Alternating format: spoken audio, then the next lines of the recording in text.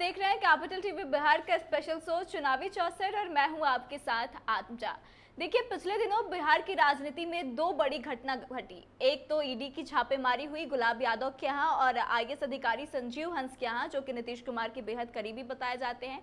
वहीं दूसरी तरफ मुकेश सहनी के पिता जीतन सहनी की दर्दनाक तरीके से हत्या हुई और यह दोनों घटनाएं जो हुई हैं वो कहीं ना कहीं नीतीश कुमार को रिलेट करती हैं। एक तो सुशासन पे सवाल खड़े करती हैं, वहीं दूसरी तरफ जो आईएएस अधिकारी के घर पे छापेमारी हुई है उससे कहीं ना कहीं नीतीश कुमार आहत हुए हैं, क्योंकि डबल इंजन की बिहार में सरकार है, उसके बावजूद भी अगर नीतीश के किसी करीबी के यहाँ इस तरह की छापेमारी होती है तो यह सोचने वाली बात हो जाती है कि यह कैसे हुआ। तो अब कहीं ना कहीं सियासी गलियारे में इस बात की चर्चा चल रही है कि यह सारी घटनाएं जो हुई हैं, जो नीतीश के इतने करीबी अधिकारी के घर पे छापेमारी हुई है, उसके बाद से शायद नीतीश कुमार जो है भाजपा से थोड़े बहुत तो नाराज जरूर होंगे और फिर वह तेजस्वी यादव के साथ जाने के बारे में सोच रहे होंगे। तो क्या वाकई में ऐसा है? इसके पीछे क्या ऐसी वजह है जिसकी वजह से यह बातें कही जा रही है? तो आइए इसी मुद्दे पे बातचीत करते हैं। हमारे साथ स्टूडियो में मौजूद है senior journalist Saroj Singh ji. Sir, आपका बहुत बहुत स्वागत है। सर, ईडी की जो छापेमारी हुई है नीतीश कुमार के करीबी अधिकारी के घर पे, इसको आप कैसे देखते हैं? देखिए आत्मजा जी, सवाल करीबी और दूर के अधिकारियों का नहीं है, सवाल नीतीश सरकार का है। हर अधिकारी सरकार के लिए काम करते हैं। आपका कहना ठीक है कि संजीव हंस बहुत चहेते अधिकारी हैं नीतीश कुमार के, इसमें कोई दाग नहीं है। पिछले 4 साल से ऊर्जा विभाग में हैं, लगातार काम कर रहे हैं। तो ईडी का छापा, इसका मतलब है कि काला धन का मामला है। ईडी तो काला धन ही देखती है और काला धन का मामला, इसका मतलब कि बदनामी की शुरुआत।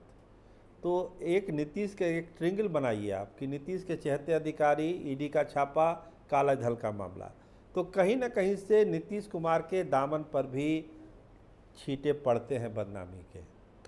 ठीक है, मामला संजीव हंस का है, गुलाब यादव का है, लेकिन सरकार के पार्ट वो अधिकारी भी हैं जो हाई लेवल पर बैठे हुए हैं, सरकार के लिए ही काम करते हैं।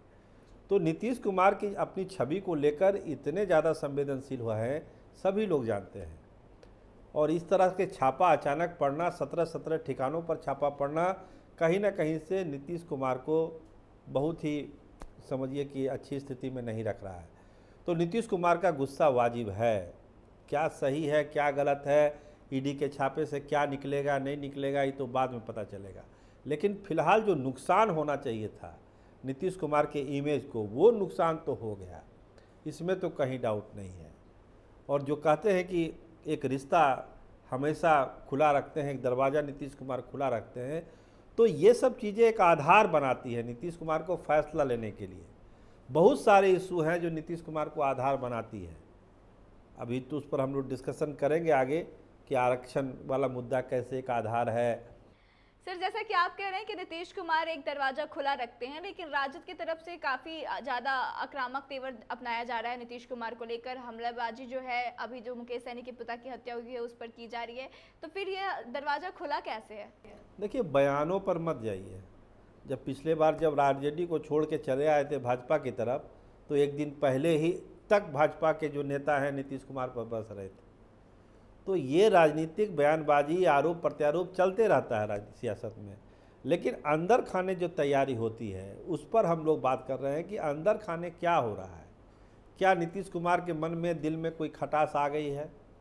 देखिए, बहुत सारे इशू हैं। एक आरक्षण का इशू है। अब जो सुप्रीम कोर्ट का फैसला आया है, वो तांती ततबा को जो है बाहर कर दिया गया है उस दायरे से। तो उस समाज का जो गुस्सा होगा कि सरकार ने आप मेरा केस बढ़िया से लड़ा नहीं सुप्रीम कोर्ट में, इसीलिए हमको बाहर कर दिया गया। इसके अलावा जो बढ़ा हुआ आरक्षण है उसको 9वीं अनुसूची में लाने वाली बात है। और जो सबसे बड़ी बात जो हम लोगों ने पिछले प्रोग्राम में भी कहा था 4-5 दिन पहले, कि जो 22 तारीख है बजट जो पेश होना है, अगर उसमें विशेष राज्य के दर्जा या विशेष राज्य के पैकेज की बात, उसका इशारा अगर निर्मला सीतारमण ने नहीं किया, तो फिर नीतीश कुमार को डिफेंड करना इस सरकार को बहुत मुश्किल हो जाएगा। कि आपके 12 सांसद रहते हुए अगर बिहार को स्पेशल पैकेज या दर्जा नहीं मिल रहा है तो इसका मतलब क्या है? एक तो ऐसे ही जीतन राम मांझी ने डायल्यूट कर दिया कि विशेष राज्य का दर्जा नहीं मिलेगा, विशेष पैकेज मिलेगा। एक तो मांग ऐसे ही डायल्यूट हो गई। अगर पैकेज भी नहीं मिला, उसका इशारा, सिग्नल नहीं मिला बजट में, तो फिर नीतीश कुमार कैसे डिफेंड कर पाएंगे? कहीं तो कहीं उनको सियासत करनी है, बिहार को चलाना है और बिहार को आगे बढ़ाना है। तो एक दरवाज़ा बंद होगा तो एक दरवाज़ा खुलेगा। अगर आरजेडी के तरफ वो मुखातिब होंगे तो स्वाभाविक है कि एक नई सरकार बन सकती है बिहार में, एक नया बिहार बनाने की ये लोग कवायद करेंगे। तो आरोप प्रत्यारोप करना एक दूसरे पर वो अलग बात है, लेकिन जब मुद्दों की ये सियासत होगी, किसी टॉपिक पर होगी, आरक्षण पर बात होगी, लॉ एंड ऑर्डर पर बात होगी, बिहार के पैकेज पर बात होगी, उस मुद्दे पर अगर कोई मनमुटाव है, मतभेद है, तो नीतीश कुमार कोई फैसला लेने के लिए स्वतंत्र होंगे उस समय। सर, जैसे कि आप बोल रहे हैं बहुत सारे ऐसे प्रॉब्लम्स है जिसकी वजह से दोनों के संबंध खराब हो सकते हैं, मतलब भाजपा और जदयू के, तो वो कौन कौन से मुद्दे हैं जिसकी वजह से नीतीश कुमार को एक बहाना मिल जाएगा या रास्ता मिल जाएगा नाता तोड़ने का और राजद के साथ जोड़ने का? देखिए, आप याद करिए रुपौली बाय इलेक्शन का रिजल्ट, वहीं से सारी चीज़ें आगे बढ़ रही है। पहले भी बढ़ रही थी चुनाव से पहले, लेकिन रुपौली के बाय इलेक्शन के रिजल्ट के बाद नीतीश कुमार के लिए बहुत सारे कंपल्सन हो गए हैं कि उनको वो फैसला लेना पड़ेगा। आरक्षण जिसकी चर्चा आप कर रहे हैं, स्पेशल पैकेज जिसकी आप चर्चा कर रहे हैं, बिहार में कैसे 4 शहरों में मेट्रो आएगा इसकी चर्चा है, बिहार के जो मेगा प्रोजेक्ट हैं, रोड के प्रोजेक्ट हैं, पुल के प्रोजेक्ट हैं, ब्रिज के प्रोजेक्ट हैं, बाढ़ नियंत्रण के लिए, वो सब चीज़ें बिहार में कैसे होगी? अगर पैसा ही नहीं होगा तो कैसे होगा? आखिर नीतीश कुमार जो 25 का चुनाव लड़ने वाले हैं, आखिर किस मुद्दे पर लड़ेंगे? इशू क्या है? तो कोई जो इशू है नए बिहार के वोटरों को बताना है कि हम आपको स्पेशल पैकेज ला के दे रहे हैं, हम आरक्षण की सीमा बढ़ा दे रहे हैं, हम 4 मेट्रो ला के दे रहे हैं, हम बड़े बड़े पुल बड़े बड़े रोड ला के दे रहे हैं आपको, लॉ एंड ऑर्डर मेंटेन करेंगे हम। यही सब इशू पर बात होगी भाई, चुनाव होगा। आखिर नीतीश कुमार ये थोड़ी करते हैं कि आप हमको वोट दीजिए हम बिहार का विकास करेंगे, कोई मानेगा इस बात को क्या? उनको तो स्पेसिफिक बताना होगा कि आप करने क्या वाले हैं। आप 3 टर्म सीएम रह चुके हैं, चौथे टर्म के लिए आप वोट मांग रहे हैं, तो आखिर क्यों मांग रहे हैं? इसको जस्टिफाई करना पड़ेगा नीतीश कुमार को। तो जो बात कहते हैं कि भाई आप आरजेडी के तरफ धीरे धीरे शिफ्ट हो रहे हैं नीतीश कुमार, और आरजेडी तो पूरा दोनों हाथ खोल के बैठा हुआ है। रुपौली के चुनाव के बाद तो राजद को लग ही रहा है, और इस बीच प्रशांत किशोर की चुनौती आ गई। जितने उनके लीडर हैं सब प्रशांत किशोर को ज्वाइन कर रहे हैं, जगदा बाबू चिट्ठी पर चिट्ठी लिख रहे हैं, निलंबन का चिट्ठी निकाल रहे हैं। तो ये सब चीज़ें राजद के सामने जो चुनौतियां हैं, राजद को पता है कि अगर नीतीश कुमार का साथ नहीं मिलेगा तो फिर 25 के चुनाव में भी क्या होगा वो सब लोग जानते हैं। तो राजद की तरफ से तो नो ऑब्जेक्शन सर्टिफिकेट है, और यहाँ तक कि विधानसभा भंग करने वाली बात भी अगर नीतीश कुमार इस बार रखेंगे तो जो हमारे सोर्स हैं वो यही बताते हैं इस बार राजद उनको नो नहीं बोलेगा। कहेगा ठीक है, भंग करा के आप चुनाव कराइए, लेकिन आप मेरे साथ रहिए। यहाँ उस एक्सटेंट तक आरजेडी जा सकती है। तो नीतीश कुमार के लिए तो ऑप्शन खुले हैं।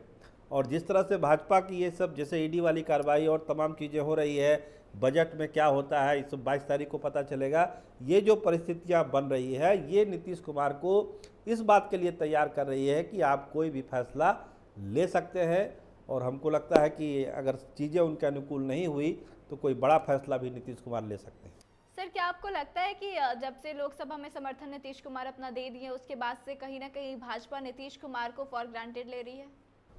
फॉर ग्रांटेड ले रही है, तभी तो ईडी का छापा पड़ रहा है भाई। जिस गठबंधन की सरकार है उन्हीं के नेताओं के और उन्हीं के अधिकारियों के खिलाफ अगर ईडी की कार्रवाई शुरू हो जाती है तो इसका क्या मतलब है? कोई आम आदमी भी बता सकता है कि भाई इसका मतलब क्या है। ईडी की कार्रवाई अगर गुलाब यादव के खिलाफ हो रही है, संजीव हंस के खिलाफ हो रही है, तो इसका मतलब साफ है कि कहीं ना कहीं भाजपा के मन में कोई बात है, कोई प्लान है। वो मान के चल रही है कि अगर 12 सांसद नीतीश कुमार के इधर उधर भी हो गए तो बहुत अंतर नहीं पड़ेगा। और वो 12 सांसद को लेके तो तरह तरह की चर्चा भी होती है कि अमित शाह ने अपना ऑपरेशन किया है, तमाम चीज़ें हैं, सहमति बनी है। खाली तो आगे की चीज़ें हैं, लेकिन फिलहाल तो नीतीश कुमार को जो गुस्सा है उस गुस्से का इजहार कैसे होगा ये पता चलेगा। अभी तो विधानसभा का सत्र भी बिहार में शुरू हो रहा है, उसमें बहुत सारी चीज़ें सामने आएगी। 22 को बजट है, उसमें बहुत सारी चीज़ें आएगी। तो परिस्थितियां बन रही है। हम ये नहीं कर रहे हैं कि आज हम लोग प्रोग्राम कर रहे हैं और कल वो आरजेडी के साथ चले जाएंगे, लेकिन जो चीज़ें आगे बढ़ रही है बिहार के पॉलिटिक्स में वो यही बतलाती है कि बिहार में कोई बड़ा खेल हो सकता है। इसके परिस्थितियां हैं, उस तरह के हालात हैं, और जिस तरह के डिसीजन हो रहे हैं दिल्ली से, वो यही बतला रहा है कि नीतीश कुमार कुछ ना कुछ करेंगे, ज़रूर कुछ बड़ा करेंगे। तो देखिए, बिहार की राजनीति को जो लोग समझते हैं उनकी अगर माने तो बिहार की राजनीति जिस तरीके से आगे बढ़ रही है, कहीं ना कहीं एक मैसेज मिल रहा है कि नीतीश कुमार आने वाले समय में मन बदल सकते हैं, पलड़ा बदल सकते हैं और कुछ बड़ा फैसला ले सकते हैं। और इसके पीछे की कई सारी वजह बताई जा रही है, जिसमें कि बिहार को स्पेशल पैकेज देने की बात या फिर उनके करीबी लोगों के यहाँ जो ईडी की छापेमारी हो रही है, ये सारी बातें भी शामिल है। तो देखना दिलचस्प होगा कि क्या वाकई में नीतीश कुमार फिर से कोई बड़ा फैसला ले सकते हैं, और अगर ऐसा है तो उसमें कितना समय लगता है। लेकिन आपको क्या लगता है कि क्या वाकई में ऐसा होगा? तो आप कमेंट करके अपनी राय जरूर बताएं, वीडियो को शेयर करें और आगे के तमाम अपडेट्स के लिए देखते रहे कैपिटल टीवी बिहार। धन्यवाद।